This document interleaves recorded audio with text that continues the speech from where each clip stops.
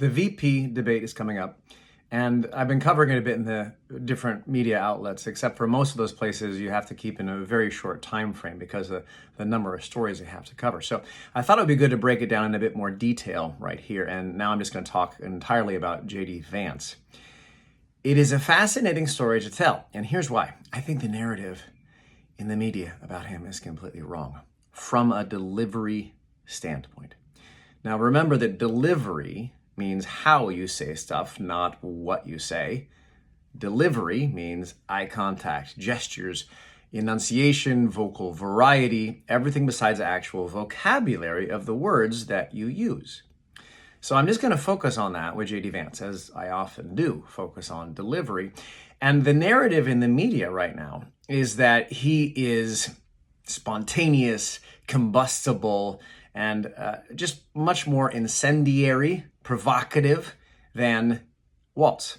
That's the narrative. And how do I know this? Well, one of the simplest and most intriguing ways is Newsweek recently did an article looking at who would win the debate by feeding the question into ChatGPT. Now, ChatGPT, of course, the primary way it comes up with content is by scraping everything that we produce and we create and spitting it back to us. So if ChatGPT says this, what it probably means is that lots and lots of people who are writing and talking and posting about this, i.e. the VP debate, that's what they're saying and what they think. Now, here's partly why that's the narrative. I'm gently questioning it because it's a very easy idea to come to because of the content of what he says. So he says things like childless cat ladies. He says things like the New York Times is not a reputable paper. You put those things in print and they look inflammatory, incendiary. But then you watch him from a delivery standpoint. You see how he says things. And in real life, they come across as much more innocuous, harmless. And so my prediction about this debate is for those who do not yet have a settled opinion about J.D. Vance. It's a trap for the Democrats, by the way.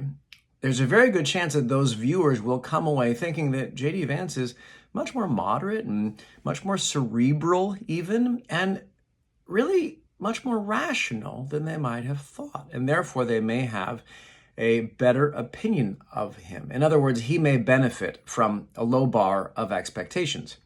Why do I say this? Well, the primary thing when you watch J.D. Vance talk is that he's not that expressive, actually, when it comes to saying these quite provocative things. There are different ways that you can show incendiary or provocative or inflammatory or confrontational in terms of your delivery. One of the easiest ones, and one we all know, is volume. So if you say things much, much louder, they come across in a certain manner. He doesn't do that. And the biggest tell is actually right here. If you watch J.D. Vance, he doesn't really ever move his brow. And for those of you out there who are thinking a slightly snarky thought, and I'm not going to wade into snarky waters here, but for those of you who might be thinking, well, yeah, he got Botox, it's not true, folks, at least to my eye, and I'll tell you why. Because if you look at the interviews he gave way back when, and I'm talking like a decade ago, if you look at those interviews, primarily around the launch of Hillbilly Elegy, you will see almost completely still again. So humans have very expressive faces. In fact, we have the most expressive faces in the animal kingdom. And the working theory as to why this is, I'm not an evolutionary biologist, by the way, but the working theory as to why this is it is a community building or a communication adaptation. If you can walk into a tribe and see right away, friendly faces, you can team up quickly and accomplish things like, killing the marauding bears that are attacking your tribe. If, on the other hand, you see frowny face like so, then okay, I should stay away from that tribe right there. So we use these facial expressions to communicate to each other in a variety of ways, of course. When you do that, you show responsiveness, you show spontaneity, you show live, in the moment reactivity. When you don't, what does that show? A bit more moderation, a bit more thoughtfulness, a bit more deliberation, less likeliness to jump before you look. And if you watch all these clips of J.D. Vance saying these inflammatory things, you'll see that his delivery, anyway, looks pretty moderate.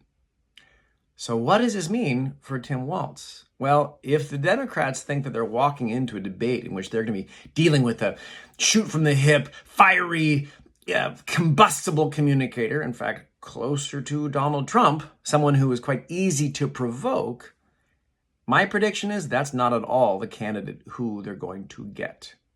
And they should be wary of that. So now let's look at some tape and see how he actually talks. One of the first thing I want to show you is actually just some random screenshots. I froze some video at random points in a whole bunch of different sections. One, him talking about Hillbilly Elegy on PBS. Another, him confronting the Harris campaign on the tarmac and doing this, moment that went a little bit viral of him kind of doing a stunt to confront on the Wisconsin tarmac. Another is the infamous childless cat ladies moment that he did on a Tucker Carlson interview. And the last is a recent live rally event in which he was taking some questions from the New York Times reporter and then responding. And that's, in fact, when he says this line about the New York Times not being a reputable paper, which is a pretty controversial thing to say. And yet, if you watch the clip, comes across as pretty innocuous in terms of delivery. Now, to look at this for a second, I just want to show you just the screen grabs, just the moments of frozen video. And in each of these, look at one simple thing. Look at how his brow looks almost identical every single time. Let's take a look.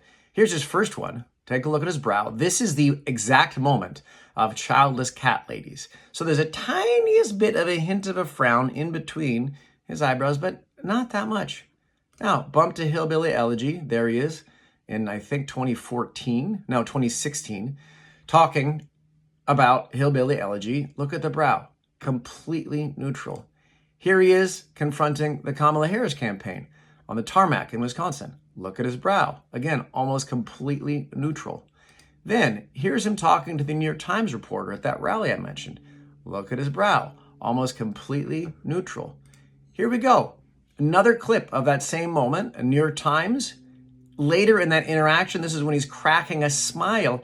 Even with a big, full, broad smile on his face, his brow is not moving at all. Now, this is not me picking on his body language. This is rather me illustrating how his lack of expressiveness in terms of his delivery helps mask the incendiary and confrontational and combative quality of some of the things he says. Now, let's watch some of these clips, and you can actually see it. Here we go. Here's Childless Cat Lady.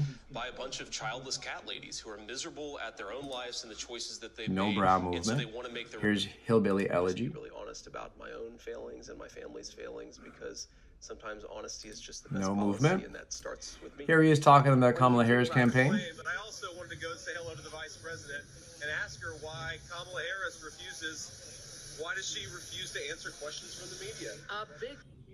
No brow movement. Half a percentage point. Here he is talking to the New York Times reporter. For a lot of people, and so if you have any reactions to that, we'd love it. Listening to the question. My reaction is my reaction is Even amongst the boos of the crowds, his brow never moves, even through a pretty broad smile. And then later on, in that same situation,